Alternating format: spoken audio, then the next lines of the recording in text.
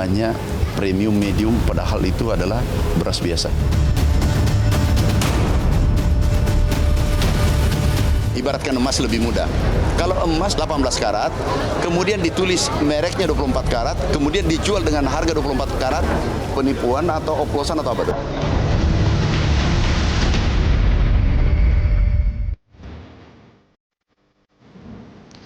Pemirsa, beras yang merupakan makanan pokok di negeri ini rupanya menjadi ajang tipu-tipu para mafia beras untuk melampiaskan keserakahan meraup keuntungan berlipat-lipat.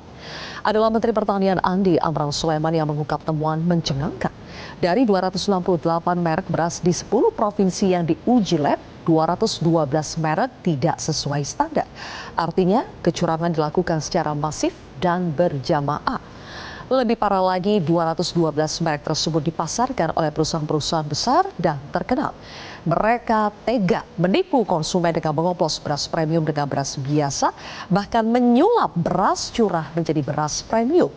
Total kerugian konsumen ditaksir mencapai hampir 100 triliun rupiah per tahunnya. Dan jika praktik culas ini sudah terjadi selama 10 tahun lamanya, maka kerugian masyarakat bisa tembus 1.000 triliun. Pertanyaannya, mengapa aksi tipu-tipu beras oplosan ini bisa lolos dari pengawasan? Apa akar masalah yang membuat praktik mafia beras sulit diberantas? Inilah kontroversi selengkapnya, Cemas Beras Oplosan. Bersama saya, Zilvia Iskandar.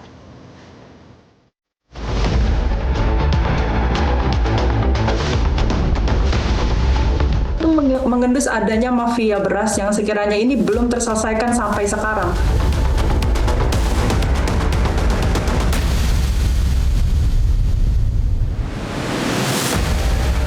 Kalau ada mafia, ada koruptor, kita berantas. Harus ditindaklah gitu, supaya ada efek jerak gitu. Kami yakin ini akan ditindak tegas. Kenapa? Merugikan konsumen kita 99 triliun, hampir 100 triliun setiap tahun.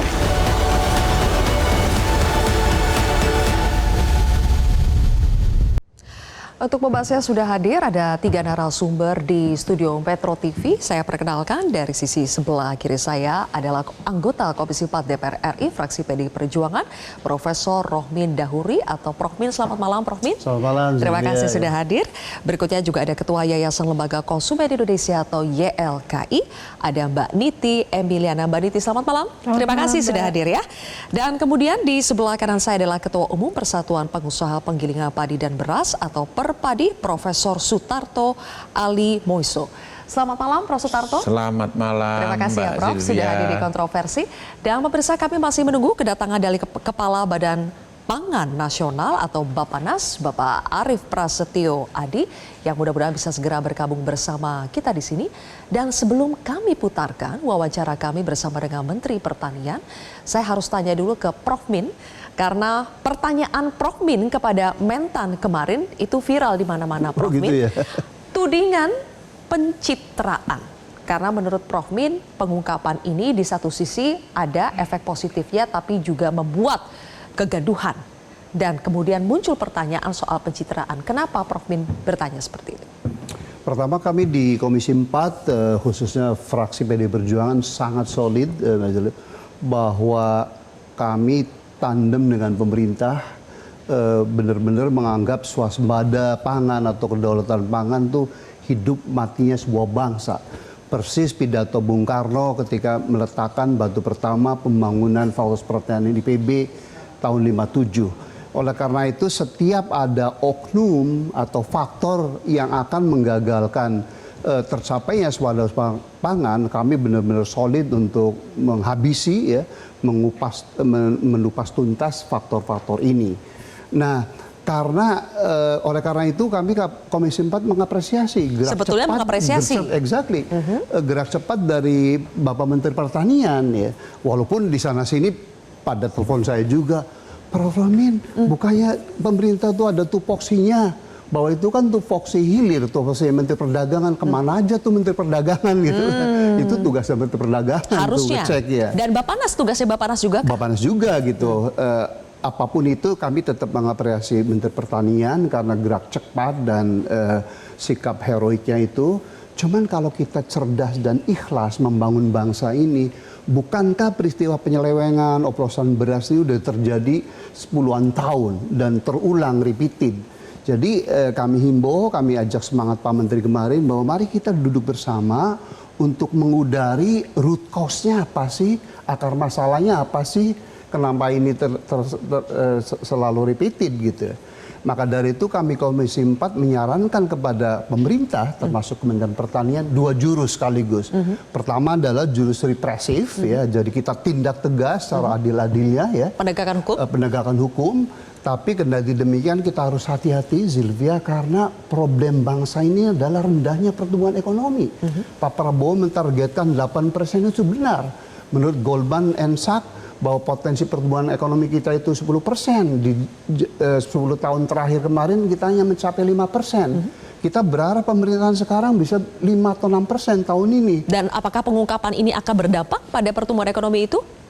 Karena kekhawatiran investor tuh, wah investasi di Indonesia itu salah sedikit langsung dicap hitam gitu kan.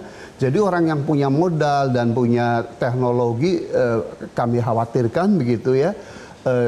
Susah untuk investasi di kita dan itu terbukti dari pertumbuhan ekonomi yang sangat rendah.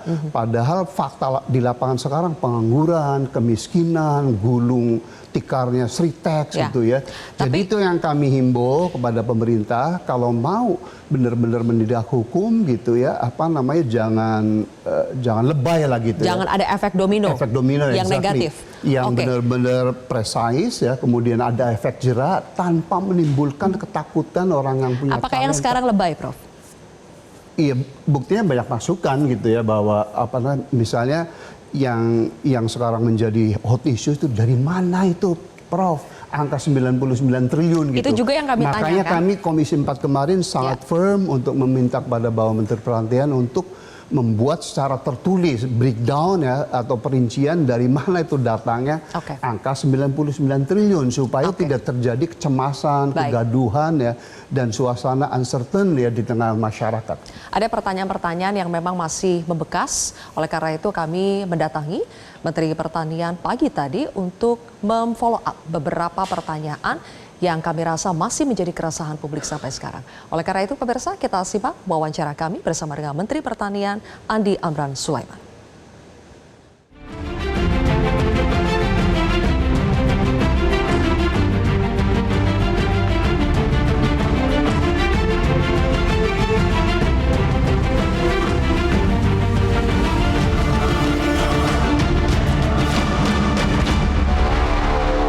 Pemirsa, tim kontroversi Metro TV sudah bersama dengan Menteri Pertanian Republik Indonesia, Andi Amran Sulaiman. Pak Amran, terima kasih sudah menerima kontroversi. Sama-sama. Pagi-pagi sekali kami datang ke tempat Pak Amran jam 6 pagi. Sebenarnya terlambat. Kami bangun jam 3 tadi. Karena kami mau mencari beras ke sini, Pak. Beras apa ya? Tentunya bukan beras oplosan. Karena itu yang akan kita bahas. Ada. Penting sekali di Republik ini. Geger karena temuan beras oplosan. Pak Amran, tapi yang menarik kami kemarin mengamati pernyataan Pak Amran di DPR. Pak Amran mengatakan ini inisiatif dari kami untuk melakukan uji sampel terhadap 268 merek beras. Kenapa itu menjadi inisiatif? Apakah sebetulnya itu bukan tugas utama Kementan yang kami tahu, Pak? Jadi gini, awalnya ya, awal mulanya adalah kami membaca data BPS. Karena pertanian tidak mengeluarkan data lagi. Data tunggal adalah BPS yang kita harus percaya. Harga di tingkat petani turun, penggilingan turun, harganya, harga beras, harga gabah. Tetapi konsumen naik.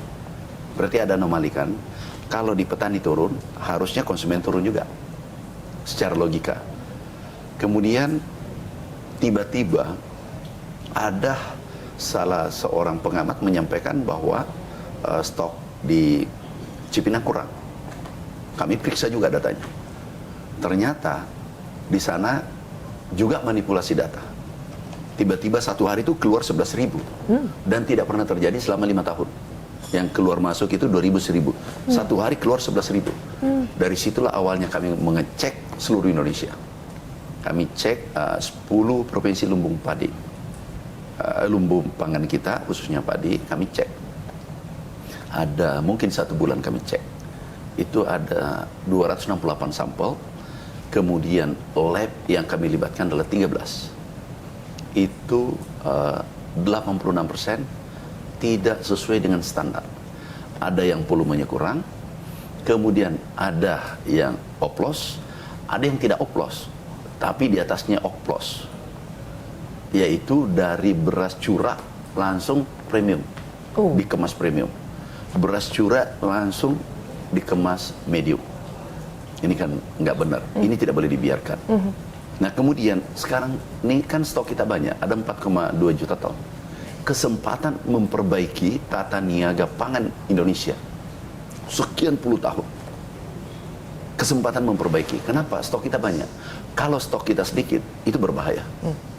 Itu bisa ada spekulan main, bisa beras menjadi langka. Tapi sekarang beras kita banyak. Dan masyarakat juga mengakui, pedagang juga mengakui, memang kami oplos. Jadi tidak ada alasan. Dan datanya kami sudah kirim ke Pak Kapolri. Itu sudah mereka, kirim ke Pajak Sagung. Mereka mengakui terang-terangan ya Pak? Mengakui di lapangan. Itu pedagang yang... Kan ada di berita tuh. Itu di level mana yang akhirnya mengakui? Apakah yang sudah diperiksa oleh kepolisian itu yang mengakui? Di kepolisian juga yang kami terima, mereka mengakui. Dengan alasan apa Pak mereka berani mengakui cari keuntungan. Dan tidak ada bilang itu kelalaian, langsung saja mengakui begitu. Jadi kami minta, bukan keuntungan. Dan ini menurut saya keserakahan. Dan ingat, beras itu adalah pangan strategis, vital kalau bermasalah. Ini kesempatan karena stok kita banyak. Ya, Bapak kemarin makanya bilang ya, kali ini berani tidak takut ada guncangan karena stok kita banyak. Iya, kalau stok kita kurang, spekulan masuk, ini bisa goncang ini pangan dan ekonomi kita. Oke. Tapi sekarang stok kita banyak. Makanya banyak yang bertanya Pak, kenapa baru sekarang? Selain tadi karena alasan itu, apakah karena ada pembeda lain Pak? Dulu pernah kami lakukan, masih ingat ada salah satu PT yang besar, kami tutup. Ini kami sudah wise, kami beri peringatan, hei teman-teman, jangan permainkan konsumen, juga jangan permainkan nasib petani. Petani sudah alhamdulillah aman, atas arahan Bapak Presiden HPP dinaikkan. Oke, Pak Menteri, pernah sampai ada yang ditutup, tapi di tahun ini ditemukan lagi, bahkan temuannya parah sekali. Iya. Pertanyaannya kan kenapa sih Pak ini terus berulang? Kalau kita berbicara soal mafia beras, mafia pangan, ini persoalan klasik tapi yang tidak pernah tuntas. Begini, bukan persoalan. Kita ini harus sadar bahwa setiap detik pasti ada orang yang benar, ada orang yang salah, ingin berperilaku yang tidak baik. Jadi kita bangun sistem. Jadi tidak akan pernah hilang namanya kejahatan selama bumi ini masih ada. Nah kita pemerintah harus berani mengambil sikap, membereskan masalah-masalah seperti ini. Tidak mungkin tuntas sampai kiamat. Oke. Tidak mungkin. Masalah selalu ada. Kuncinya adalah keberanian dulu ya Pak? Harus. Bukan persoalan keberanian. Kami termasuk bukan berani.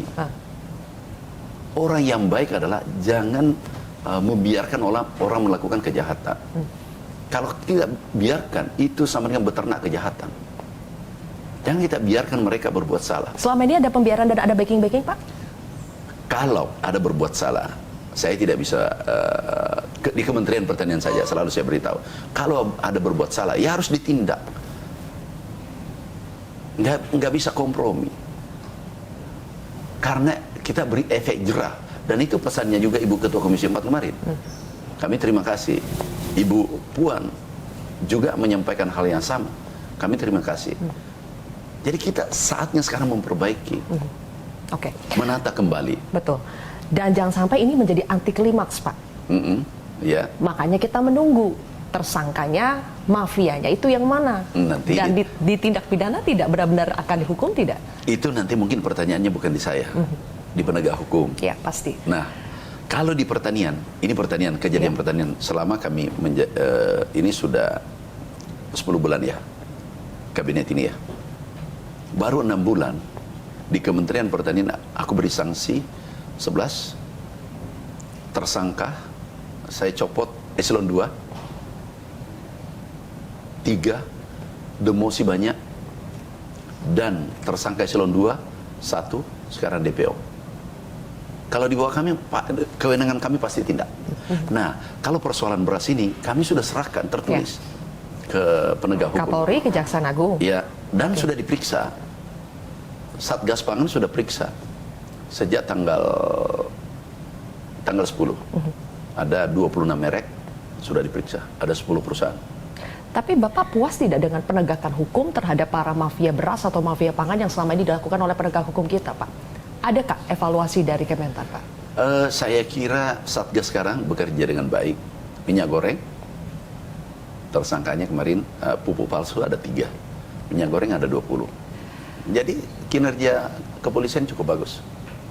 Kita menunggu ya yang kali ini, Pak. Karena kan Bapak bilang mereka sudah pada ngaku sebetulnya. Iya. Ngaku berarti udah gampang nih kalau penjahatnya sudah ngaku. Yang ya? tanya ngaku itu dari media. Dia mengaku, beberapa media aku baca kemarin, mengaku, dan juga tim Satgas yang turun juga mendapatkan data yang sama. Mereka adalah produsen-produsen besar, Pak, produsen-produsen utama.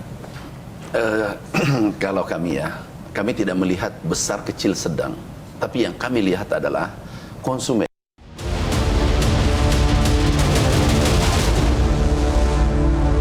Jelajahi cara baru mendapatkan informasi. Download Metro TV Extend sekarang.